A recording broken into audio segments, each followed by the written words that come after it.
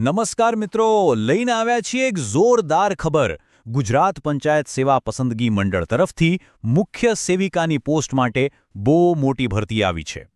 ચાલો આની બધી જ વિગતોને એકદમ સરળ ભાષામાં સમજીએ. તો આ આખી વાતચીતમાં આપણે શું જોવાના છીએ? આપણે શરૂઆત કરીશું ભરતીની જાહેરાતથી, પછી જોઈશું કે કેટલી જગ્યાઓ છે અને પગાર શું છે. એ પછી લાયકાત, અરજી કેવી રીતે કરવી, પસંદગી કેવી રીતે થશે અને હા, સૌથી અગત્યનું, કઈ તારીખો યાદ રાખવાની છે, બધું જ કવર કરી લઈશું. ચાલો, તો સૌથી પહેલાં વાત કરીએ આની ઓફિશિયલ જાહેરાતની. તો આ જાહેરાત કોના તરફથી છે? ગુજરાત પંચાયત સેવા પસંદગી મંડળ એટલે કે જીપીએસએસબી. એમને મુખ્ય સેવિકા જે વર્ગ 3ની પોસ્ટ છે એના માટે સીધી ભરતી કરવાની છે. આના માટે ઓનલાઈન અરજીઓ મંગાવવામાં આવી છે. ચાલો આખી પ્રોસેસને સ્ટેપ બાય સ્ટેપ સમજીએ. ચાલો હવે આવીએ સૌથી વધુ પૂછાતા સવાલ પર. ભાઈ, જગ્યાઓ કેટલી છે અને પગાર ધોરણ શું છે? જોઈએ. તો જુઓ, કુલ જગ્યાઓ છે 169. આ આંકડો નાનો નથી. ગુજરાતના અલગ અલગ જિલ્લાઓમાં આ ભરતી થવાની છે, એટલે તક ઘણી સારી છે. હવે વાત કરીએ પગારની. તો જે પણ ઉમેદવાર પસંદ થશે એમને પહેલા 5 વર્ષ માટે ફિક્સ પગાર પર રાખવામાં આવશે અને એ પગાર છે મહિને 40,800 રૂપિયા. શરૂઆત માટે આ એકદમ સારો આંકડો છે. સારું, પગાર અને જગ્યાની વાત તો થઈ ગઈ, પણ સૌથી અગત્યનો સવાલ, આ પોસ્ટ માટે કોણ અરજી કરી શકે? એટલે કે લાયકાતના ધોરણો શું છે? ચાલો એને ડિટેલમાં સમજીએ. તો આ સવાલનો જવાબ હવે આપણને મળશે. આ પદ માટે શું ભણતર જોઈએ? શું કોઈ બીજી પણ લાયકાત જરૂરી છે?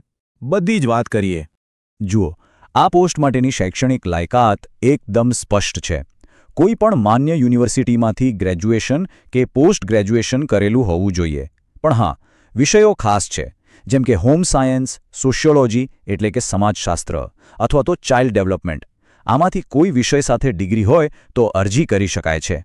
ડિગ્રી તો ઠીક, પણ એ સિવાય પણ થોડીક બાબતો જરૂરી છે.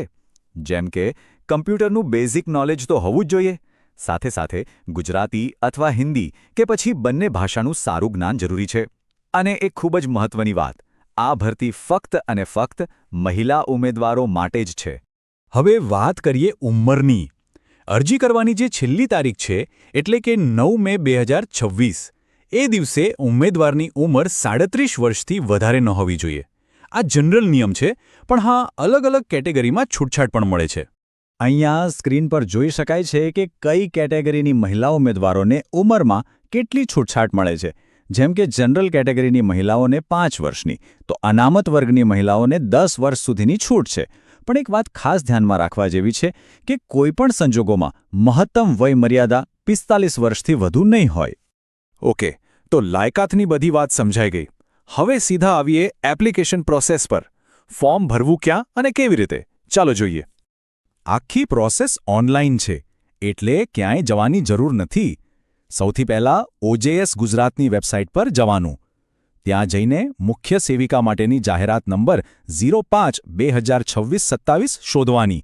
પછી ફોર્મમાં બધી માહિતી એકદમ ધ્યાનથી ભરવાની છે. તમારો ફોટો અને સહી અપલોડ કરવાના રહેશે. પણ યાદ રાખજો, એની સાઇઝ 15 KBથી વધુ ન હોવી જોઈએ. બધું થઈ જાય પછી એપ્લિકેશન કન્ફર્મ કરી લો અને જે કન્ફર્મેશન નંબર મળે એને સાચવીને રાખી લેજો. ફરી એકવાર કહી દઉં, અરજી ફક્ત અને ફક્ત ઓજાસ ગુજરાતની ઓફિશિયલ વેબસાઇટ પરથી જ થશે, બીજે ક્યાંયથી નહીં. હવે વાત કરીએ અરજી ફીની. જે ઉમેદવારો જનરલ કેટેગરીમાંથી આવે છે એમને 100 રૂપિયા ફી ઓનલાઈન ભરવાની રહેશે. પણ જો તમે SC, ST, SEBC, EWS, દિવ્યાંગ કે પછી માજી સૈનિક કેટેગરીમાં આવો છો તો તમારે કોઈ ફી ભરવાની નથી. તમને ફીમાંથી મુક્તિ આપવામાં આવી છે. ચાલો માની લઈએ કે અરજી થઈ ગઈ.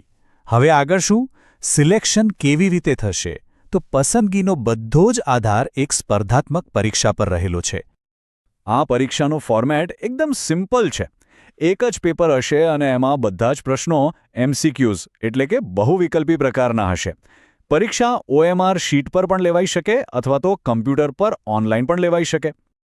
માર્કિંગ સિસ્ટમ સમજવી બહુ જ જરૂરી છે.